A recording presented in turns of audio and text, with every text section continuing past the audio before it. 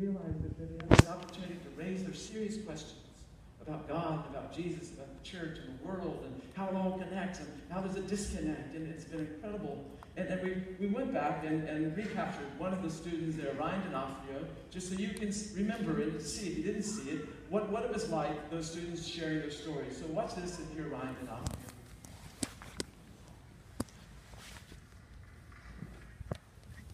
Good morning, I'm Ryan D'Onofrio. I've been a member of the Crossroads community for 15 years now, and today I will be getting confirmed.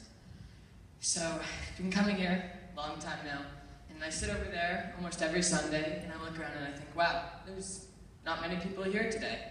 Then I come up here and I look out at all of you and I go, wow, it is packed to the brim. I guess it all just depends on my perspective. Ever since I was younger, I've wanted to be a doctor. More specifically, a neuropsychologist in the military studying post-traumatic stress disorder. Whenever I share that dream, everyone always asks why a 15-year-old boy is interested in PTSD. I can honestly stand here before you today and say, I have no idea. I really don't. It just feels right. I like science and believe in what I can see, feel, and experience. My life has been filled with miracles, such as my mom beating a deadly cancer, my grandfather carrying on after 90 days in intensive care, and my other grandfather fighting cancer long enough to enjoy and spend time with each and every one of my family members. I think this is part of the reason I want to become a doctor, to help give these miracles to other people. God has been a tricky topic for me personally for a while now. I want to believe that there is a great man in the sky who loves me unconditionally, but sometimes I just can't seem to quite come to peace with it. I have been occasionally stuck going through the motions, praying infrequently and honestly, reluctantly coming to church on Sundays. I wrestled with big questions like many of us do. Why do bad things happen to people who love him? Where is he now? And why am I here? I had become so wrapped up in my doubts and search for proof, I had stopped letting him work through me. I'd love to sit here today and tell you that I've changed, all my questions have been answered, and my doubts overcome. I can't exactly do that, but what I can say though is that the confirmation process has reopened my eyes to something I had shut the door on. I'm no longer sitting around waiting for him to come down from heaven or appear in a burning bush and tell me what I'm supposed to do. Instead, I'm changing my perspective and searching for God inside myself and working towards observing him in the beauty of nature or the love of my family. I found a quote I like by John Lubbock that summarizes this slight shift in my view. What we do see depends mainly on what we look for. In the same field, the farmer will notice the crop, the geologists, the fossils, botanists, the flowers, artists, the coloring, sportsmen, the cover for the game. Though we may all look at the same things, it does not all follow that we should see them. Is everything perfect? No. But I am restarting my relationship with him and reaching out and learning to readjust my perspective. I believe that is the true point of today. Today is the beginning of me allowing him back into my soul and reforming my own unique relationship with God. Thank you. Does this guy look familiar?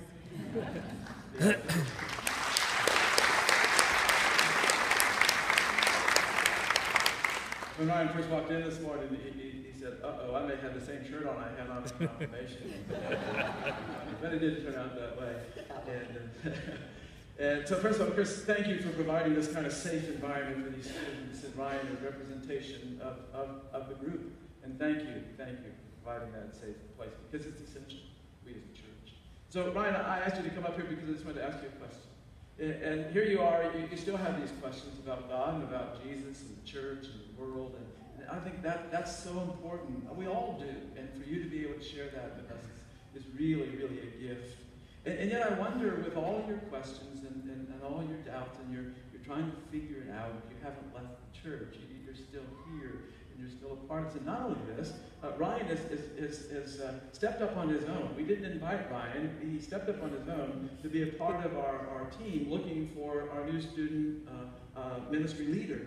And so my question is this, with your questions, your doubts, and all that, why do you stay connected, and why did you want to help be a leader?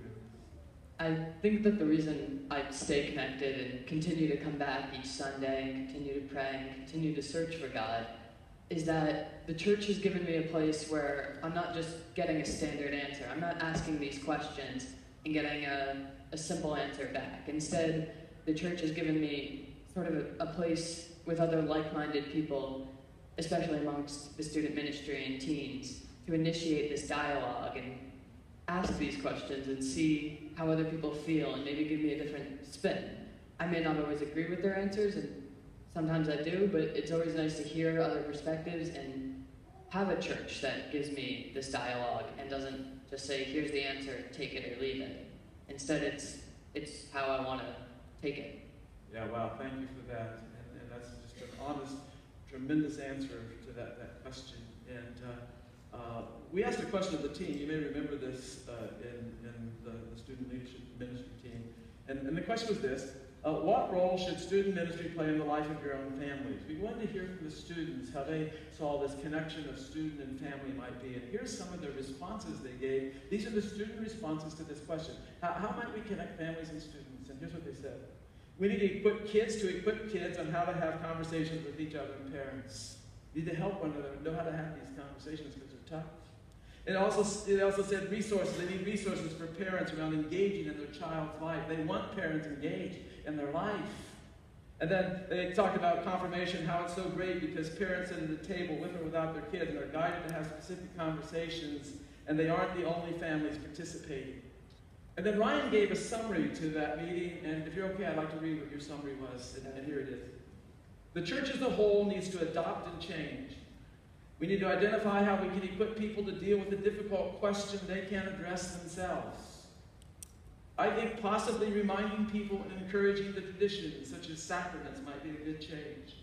I also took away in our next youth leader, we need a leader who equips kids for dealing with other kids and letting these kids become those adults we want to see in the church.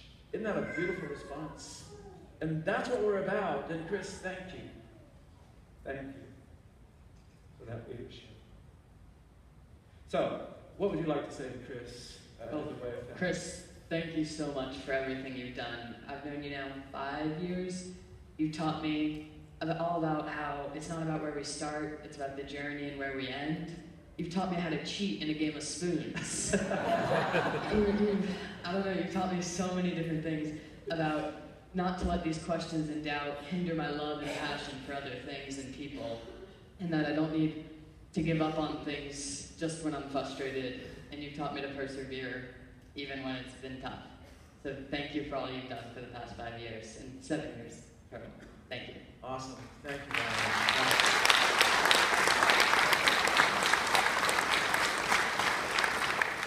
So Chris, this is your moment. We invite you to come up and share some words with us.